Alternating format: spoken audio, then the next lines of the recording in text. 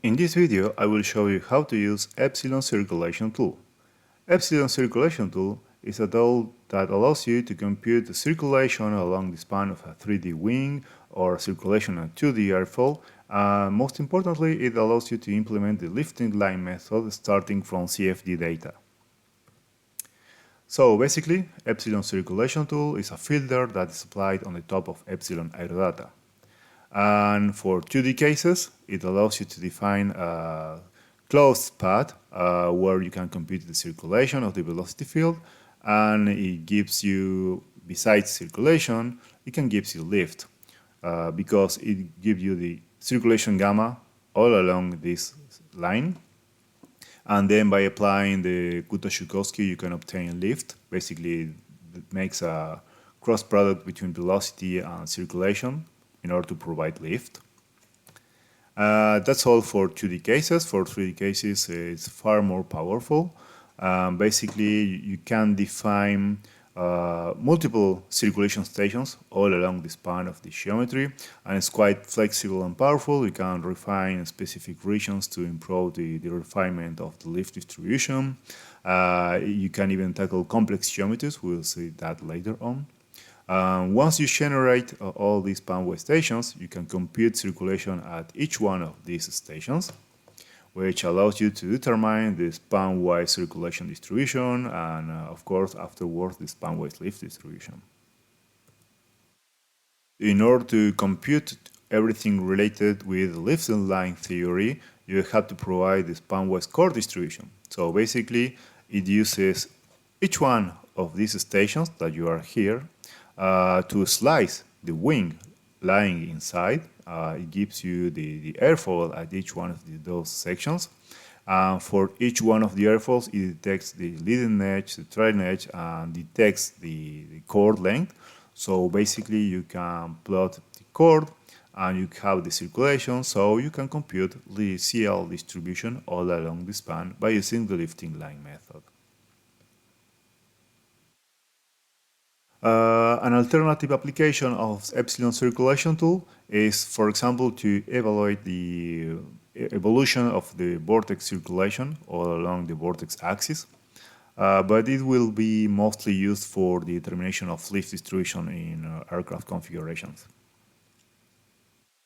So, Epsilon Circulation Tool is a filter that is applied on the top of Epsilon aerodata, and in order to achieve our objective, we have to take into account the data that we have in hand here in Epsilon aerodata. Well, first of all, we have the grid. The grid generated here is a BTK unstructured grid. It could be either 2D or 3D. The information that we have in hand is point data. In particular, what I want to gather is the velocity vector and the vorticity vector, because this information will allow me to compute circulation. So let's see what is inside Epsilon Circulation Tool and what is executed on the background inside ParaView each time you execute Epsilon Circulation Tool. Well, the first step is to define the control section.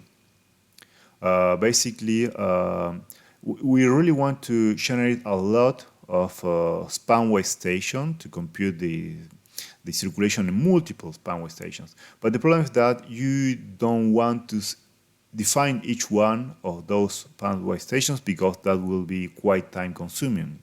Instead, what I proposed is to define certain spanwise stations called control sections. So in between two adjacent control sections, you will generate multiple spanwise stations. So basically, if you define this one and this one, all the intermediate sections will be automatically defined. So just by defining some few sections all along the span, I can generate a very complex density of spanwise stations. So each one of these spanwise control sections will show you a rectangle. That's the actual circulation path, and this rectangle is associated to an arrow. The arrow is very important because it defines the circulation direction, and it follows the right-hand rule. In this case, it's pointed here, so you will follow that in a clockwise direction. This is very important because you have to keep that in mind in order to know the design of the lift based on this circulation direction. Keep in mind that the circulation will do this integral, the integral to the velocity field all along the tangent vector t. How do I generate this squared trajectory rectangular path? Basically, it uses a point. The user defines a point at the center or the body center of this rectangular path. You also define this arrow, that is the direction of the normal to this span-wise control section.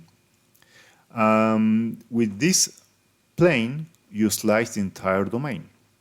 Afterwards, you generate a box, and this box intersects the slice that we just generated. I generate that by using a BTK box implicit function that runs in the Python code. You don't actually see that, but it's achieved inside. And the intersection of the box and the slice domain will generate a rectangle, and this rectangle is what I really want to keep. The rectangle is exactly this, what you're seeing here. Of course, this improved the visualization, but at the end of the day, it's just that. And all of this is generated with the BTK operations. So once I define my control stations, I can compute the circulation stations.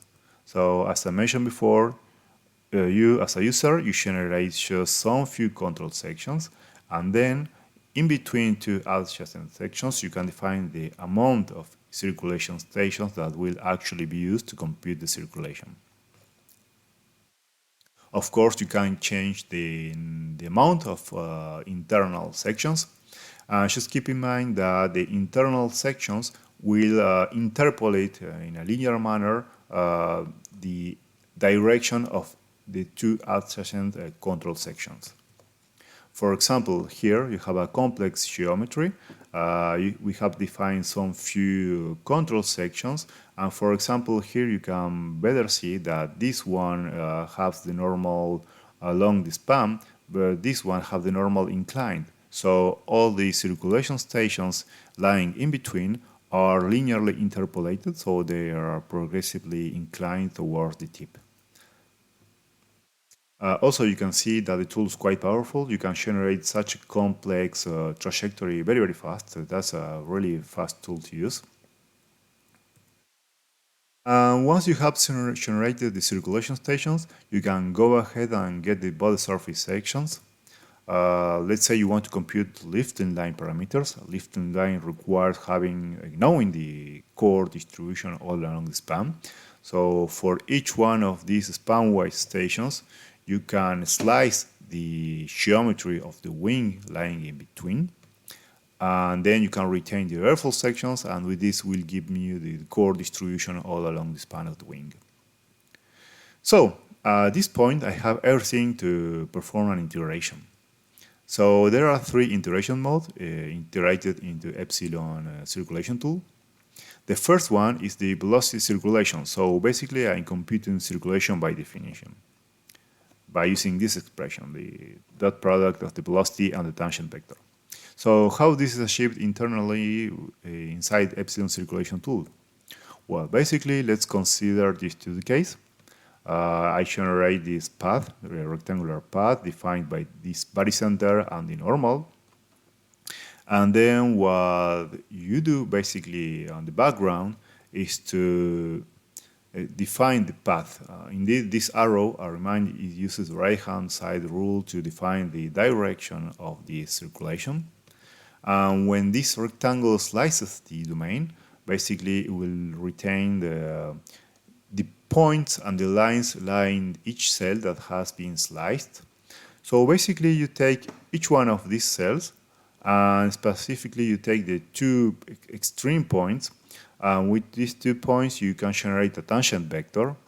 And in order to ensure the vector points in the good direction, in this case, following the clockwise direction, I will use a radius position vector here that starts from the body center and points toward the element. And then I perform a cross product between this tangent vector that I have generated and the R vector. And I verify that the rotational direction points in the proper direction. If not, the design is reverse of the vector t and is well aligned. So this ensures me that the t vector always points, in this case, following the clockwise direction. Once I have the t vector, I can just load the velocity vector at the center of that cell, and I compute the dot product between the velocity and the tangent vector, and it gives me the contribution of this circulation at that cell. Of course, I will do that the same all along this, each one of those cells, which requires an iteration. Of course, for 2D cases, there's no problem. It will be very fast.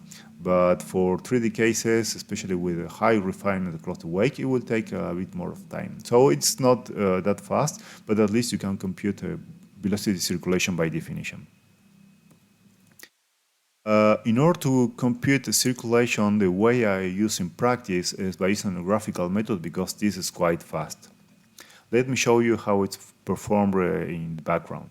Basically, I have my barycenter defining my station, my control station, and it's normal. So this is the path that I will use to compute the circulation. Basically, when you generate this rectangle, basically you are slicing the 3D domain. You generate a rectangular line with data, with points and lines. So basically, this line is extruded along this direction, and the extrusion is made of 1 meter. So, as I mentioned before, this rectangular line is composed of small cells, line cells. So when you perform the extrusion, you are generating a small surface like seen here in green. The normal of this small cell is known, because I know this actual geometry. And I can also determine the tangent just by doing this cross product between this vector that is known. In fact, this vector is defined by the user, and this normal can be easily computed with BTK operations. So the cross product will give you the tangent direction. And now I simply have to take into account the velocity and do as well the dot product between the velocity at that cell and the tangent. And of course, taking into account this surface, and that's why I do an extrusion of 1 meter. All this happens on the background. You will never see that, but if you analyze the code, you will see there's a BTK operation of extrusion, taking the surface, making the dot product, and then I do some all along of the small cells contributing to the entire perimeter. Even though we're using extra operation, we are using all BTK operations that are really fast, and we are not using iterations, so it's a very, very fast approach. And this is the standard approach that comes by default with Epsilon Circulation Tool. Then the third iteration method that we provide is using vorticity flux. Basically, we're using the equivalent expression of the circulation, that's the flux of the vorticity across the surface. So let's say this is one of the circulation stations. Instead of computing the velocity all along the perimeter, we're just computing the flux of the vorticity across the surface defined by this rectangle. So this surface is indeed composed by multiple cells. For each cell, I know the normal, because basically it is one. And also know the vorticity, because this data come from Epsilon aerodata. So I can just simply make the dot product and multiply that by the cell area, and do that, of course, for all the cells composing this surface. And that will give me the circulation by definition by using the vorticity flux. So at this point, I have explained how to generate the control section, the circulation station, even the surface sections, and then how to perform the integration, that is to compute the circulation at each one of these stations. This is the basic operation. We can go ahead and exploit even further this information to compute some lifting line computations. First of all, we have to determine the span-wise distributions. At this point, the information that we have in hand is this one. We know the circulation, we have just computed that before. We know the chord because we have determined the body surface sections. So one of the equations of the lifting line method is that if you combine all of these, you can obtain the CL distribution along the span. So that's something you can compute directly, it's straightforward. Once you have the lift coefficient, you can also obtain the lift distribution span-wise. In particular, if you are using the aerodynamic y-axis for each station, you can even go further ahead and compute some other terms related with the lifting line. In particular, you can compute the variation of gamma along the span, because gamma is known and its distribution is known, so you can compute it directly, it's straightforward. And then you can compute the induced velocity. This is given by this expression. This is the integral differential equation from Brandt, where you need this quantity that has been just computed. These are just geometrical parameters. So basically this equation, the induced velocity distribution, can be computed right now. And then you can also compute the induced angle due to this velocity, induced velocity, and it's given just by this equation. Now you know this velocity because we just computed that before, so we can compute the induced angle. And we can go further ahead, we can compute right now our objective, that's the induced drag or vortex drag. Simply because this is given by this expression, where you have the rho and b are known, the density and velocity. Circulation has been computed here in this stage, integration data. Now we know the induced angle has been computed here. So we have all the parameters that we need to compute the induced drag distribution along the span. And in a similar manner, we can compute the drag coefficient along the span because we have the circulation, we have the induced angle, and these parameters here. We can even go beyond and compute the integrated values of these distributions because this is just the distribution, but we can integrate the distribution to obtain the actual lift, the actual induced drag, and so on. So this is all achieved automatically inside Circulation Tool. When you use the tool, you don't really realize all this is happening in the background, but again, it's very important to be aware of what's happening behind. So once you compute that, you just have to send that to the output, and that's achieved by using BTK polydata. Well, as before, all the aspects that we discussed are present at the interface, and we will see that in a while in a practical demonstration. So let's go for it. Well, for the practical demonstration, I'm using the 2D case of the NACA12 airfoil at an angle of 10 degrees, and I have already applied Epsilon aerodata so I can visualize the parameters. Don't forget to change that to 2D to 3D to improve the manipulation of the object. So basically what I will do right now is to select Epsilon aerodata and to implement Epsilon Circulation Tool for a 2D case. So in the interface, the first option that you have to select is the mode. By default, it's 3D, but our case is 2D planar, so let's go for it.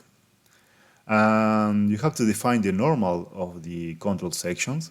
In my case, the normal must be normal to this plane, the CFD plane. So you can choose one in between of this one. I will select the mesh Z axis, so I'm sure this points the right way. Then you have to define the control section. By default, it's centered at the origin and have this dimension. Let's take a look at that. Just apply. And as you can see, it generates a rectangle with the vector that defines the direction of the circulation. First of all, I will place the rectangle in a good position. So I will reverse that. I will put 0.5 and 1. I will place that, let's say, the half chord, something like that. Okay, I'm happy with that. But I'm not happy with the circulation direction. Remind, we're using the right-hand side rule, so it means that the circulation will be computed in this direction, in the anti-clockwise. And this is not what I want. I want to compute the circulation in the clockwise direction. So I have to reverse this direction, and it can be achieved in two ways. I can flip the normals, so we can point in the other direction, or I can simply change the normal here. So you have two options. It's indifferent. So if I turn that here, you can see the arrow points in the good direction. The circulation will be made in this sense, clockwise, if you're seeing in this direction. So I have defined the 2D planar, I have defined the normal, I have defined the position and the size. Here in select action, we are visualizing the circulation path. That's the first option. And now we can just integrate data. Just a second, I will move that upward. I will clear everything. Let's go for it. Let's integrate. You obtain the circulation at that section, and you obtain the lift and the lift coefficient. The lift coefficient is 1.1, which is quite close to the near field value, so this is good. We have performed the integration by using the velocity circulation and the graphical method, because as I told you before, this is the fastest approach. We can do, of course, use other methods. We can use vortices flux, for example. If we integrate that, we obtain different values in this time. In this case, since it's a 2D case, we have some differences, but you have to keep in mind the background theory. In this case, if I go back to vortice circulation, I change that, I use the definition. This time I have the same value as before, 1.1. If I go to my first method, 1.1. So you have to keep in mind how the method works and how it should be applied, and that's why you have multiple methods in order to make sure that if one fails or will not provide some physical values, you have other approaches to verify which one is the right one. In this case, you have lift here. You can also use epsilon near field to compute the lift value and just verify and confirm that this is the right one. So that's all for a 2D case. Just keep in mind that the information that's printed here is always available at the output. Just close here, generate a new layout, click on spreadsheet view, and Epsilon Circulation Tool will give you the gamma at that station. But if you go to field data, in field data you have the information printed here, repeated here. So in case you clear it by mistake, you still have access to the circulation and lift, not especially lift coefficient 1.1, which is a good value for this case. So that's all for the 2D case. Now we will tackle the most interesting application, that are 3D configurations. Well, for the 3D case, I have used the wing of the CRM. Remind that this is just a coarse mesh and will not provide accurate values. Since it's a coarse mesh, I will be able to perform all the operations quite rapidly, and that's why I choose this case. I let you use the rectangular wing with a -12 airfoil that's well refined, well resolved to test the tool as you want. So I have loaded the wing, executed epsilon error data, and extracted the surface by using epsilon airfield. So the idea is to implement this tool, Epsilon Circulation Tool, to epsilon error data. So let's click on epsilon error data. So it is blue, it becomes the active element, and now I can apply Epsilon Circulation Tool.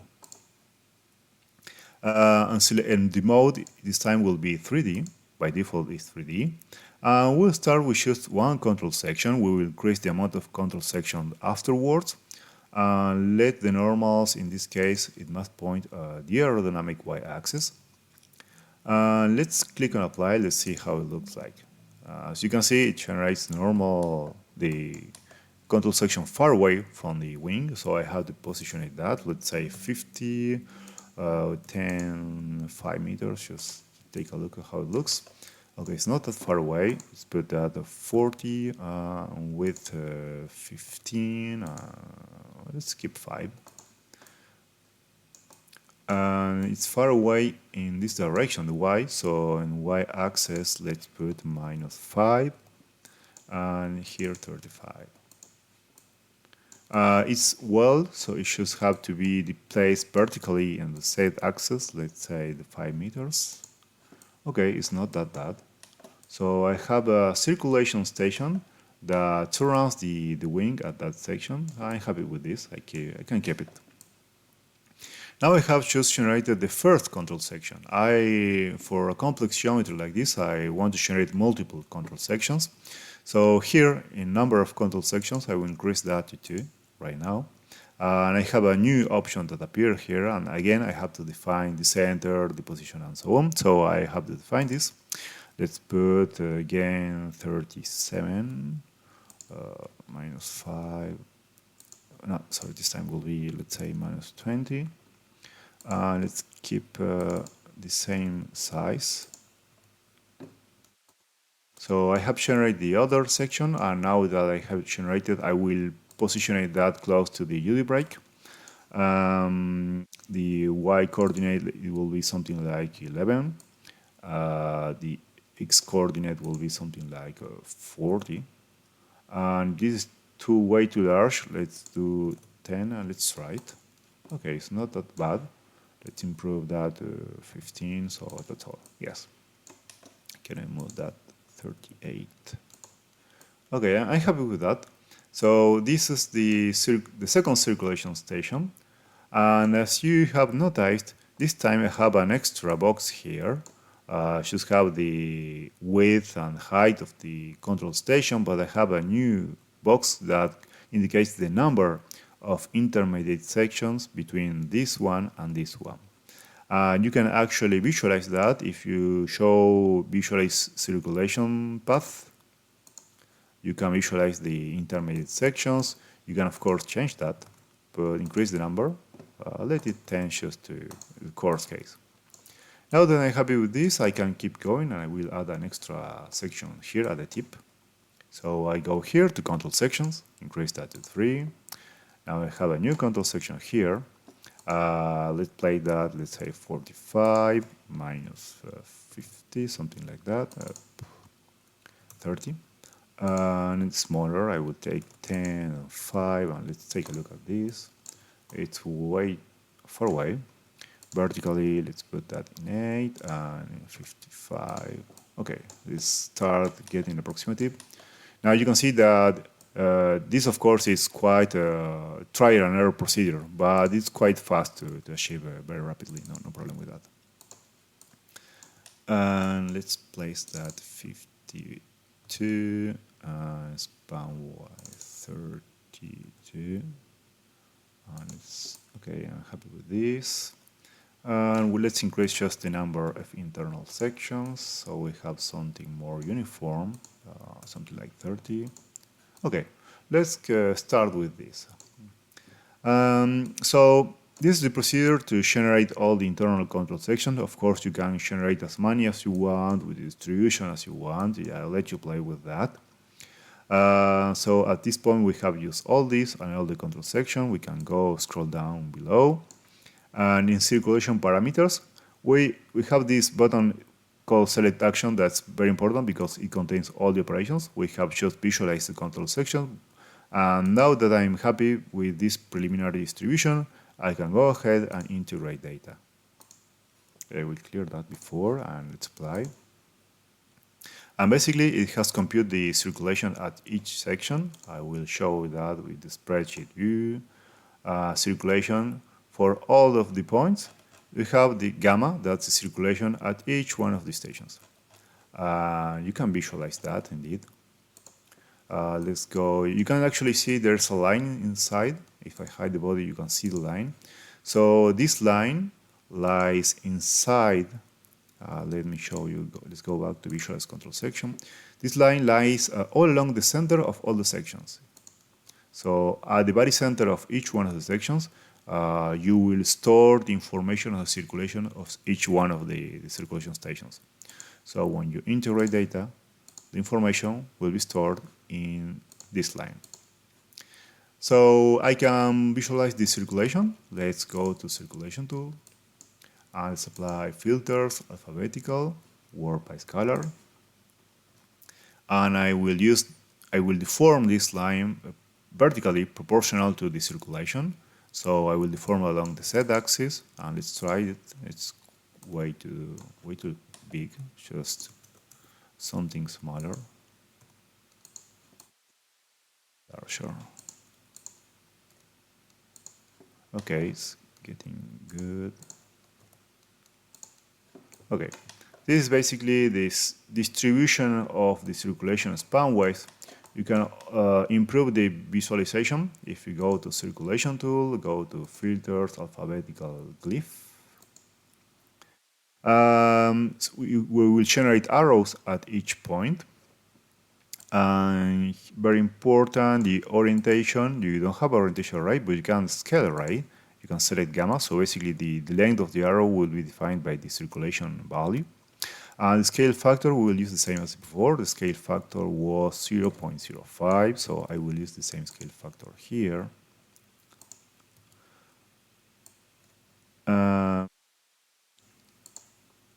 All points. So let's take a look at that. So as you can see, I have generated an arrow at each one of the centers, but the arrows are not pointing in a good direction. So simply, I have to use this transformation tool here. I will perform a rotation along the y-axis of 90 degrees. And now it points in the right direction. So I can better visualize the distribution of circulation all along the span.